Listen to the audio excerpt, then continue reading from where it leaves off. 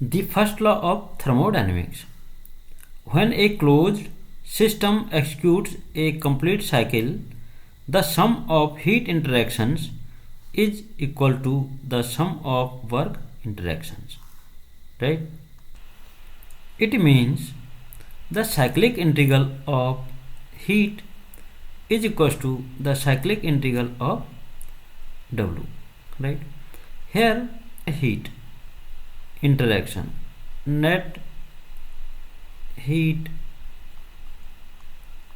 interaction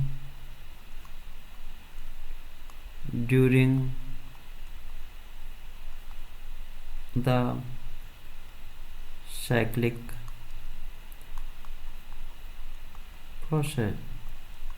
processes, right?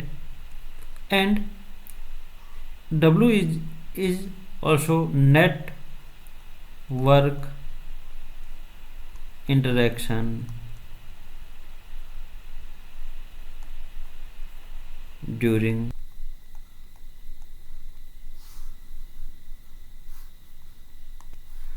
right, as shown in this PV diagram.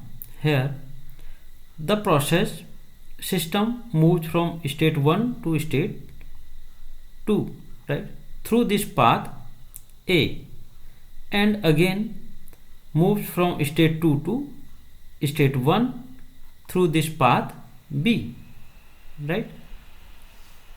So this is a cyclic process, right. So here Q, during this process, Q means the heat interaction during this process and work done by the system, here W1 to 2, and here during this process when the state system goes state 2 to state 1 through this path B, here Q 2 to 1 means heat transfer from the system to the surrounding, right, and work done on the system, here W 2 to 1, right. So from the first law of thermodynamics, it is the total summation of Q is equals to the summation of work, right.